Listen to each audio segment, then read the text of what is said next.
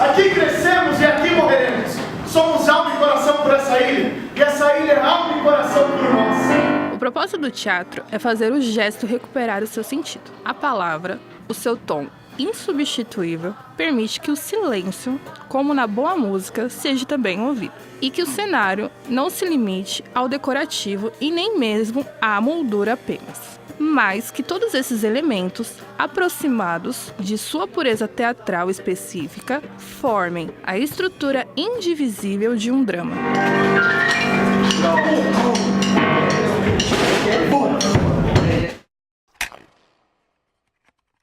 Eu comecei em 2001, fiquei até 2005, eu desisti de fazer teatro, fui fazer enfermagem, fiquei um bom tempo trabalhando como enfermeiro, depois eu voltei agora em 2017. Eu não gosto da palavra amador, porque eu acho que quem faz teatro tem que amar. E quem é amador é quem faz por amor. Então todo teatro para mim é amador. O teatro não profissional, eu acho que ele tem muito a oferecer por essa coisa de vamos fazer.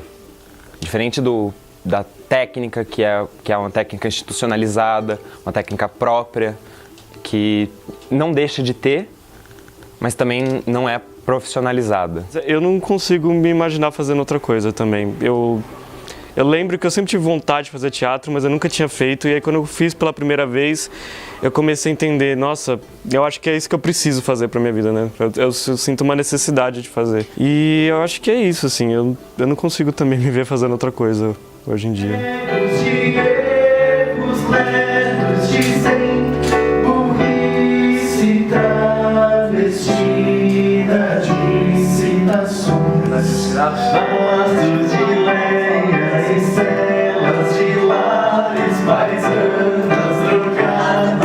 A arte do teatro possibilitou as expressões das alegrias e tragédias de um povo, sua cultura e principalmente seus questionamentos.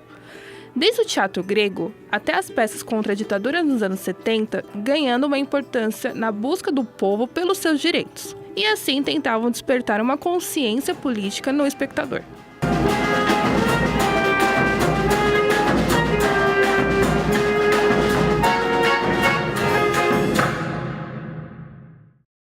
Bem, o conceito de teatro independente, ele pode ser visto, conceituado e compreendido de diferentes formas. Em tese, independente é aquele agrupamento, ou aquela produção, ou aquele conjunto ou coletivo que de um modo ou de outro está à margem de um sistema comercial. Ser independente significa ter autonomia de trabalho, tanto no que diz respeito à escolha de temas, bem como à produção do espetáculo ou da obra a ser apresentada. O grande diferenciador entre um teatro, digamos, independente e um teatro comercial é exatamente e fundamentalmente a destinação e as motivações por intermédio das quais esse conjunto se comunica com o público ou com parcelas significativas da sociedade. Só se tem teatro quando há um espetáculo apresentado em processo de apresentação para alguém. O teatro prescinde do público. Sem o público ele não acontece, ele é mera literatura. O desenvolvimento do capitalismo criou o que chamamos de mercado cultural.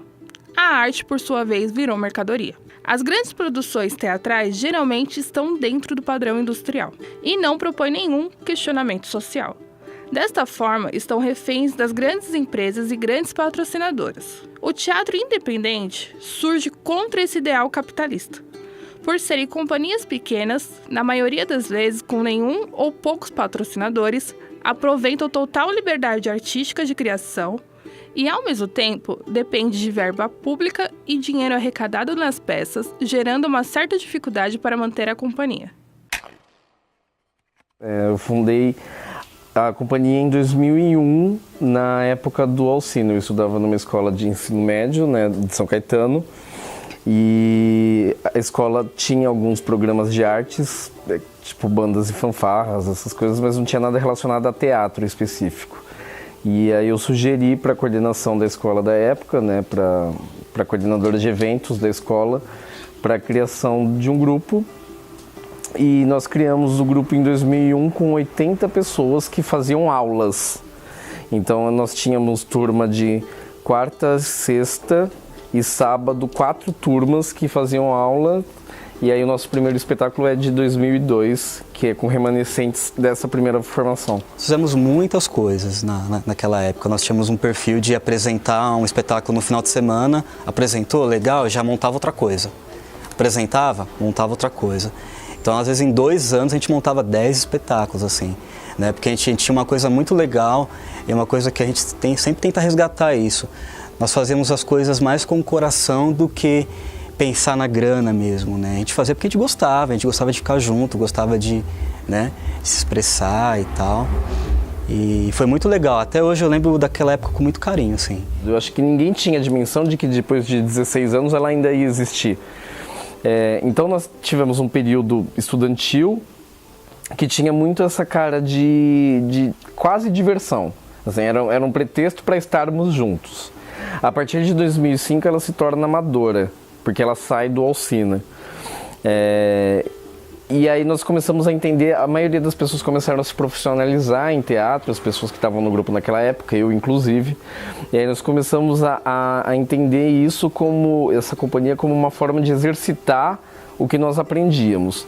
Era um lugar onde a gente podia colocar em prática as nossas ideias e entender se aquilo funcionava pra gente como artistas.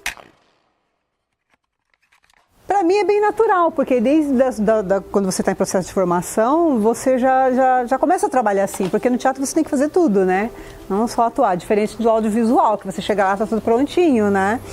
No teatro você tem que fazer tudo, você tem que ajudar com figurino, com cenário, contra-regrar. Esse lugar que a gente está ensaiando, ele é pago, porque a gente não tem outro lugar para ensaiar. Tem a Fundação das Artes, mas nem é sempre que a gente pode ensaiar lá. Por exemplo, se a gente vai fazer um figurino, a gente vai, por exemplo, pesquisar o tecido mais barato que a gente consegue encontrar. A gente tem uma costureira que a gente já conhece e a gente já vai atrás dela, fala, olha, a gente precisa disso, mas assim, da forma mais barata possível, mais prática, funcional. Elemento de cena, por exemplo, a gente precisa de um pisca-pisca. A gente vai ter que se virar emprestado, comprar, dar 25. É sempre o que a gente consegue, assim, mais prático e mais em conta do orçamento, né? É complicado, porque nós não temos, não tem apoio, né, para praticamente nada. Então a gente tem que começar a correr atrás desde o início para tudo. Para festivais, apresentações em outros lugares fora São Caetano. Então é bem difícil. Hoje o nosso objetivo, como profissionais, além da fonte de renda, é também a questão de colocar em pauta o que nós como artistas percebemos do mundo, assim, como a gente entende, como a gente vê o mundo, e a partir da nossa visão traçar um panorama do que é que acontece hoje na nossa sociedade, tanto no aspecto micro, aqui da região da cidade de São Caetano, até no macro do que acontece no Brasil e no mundo.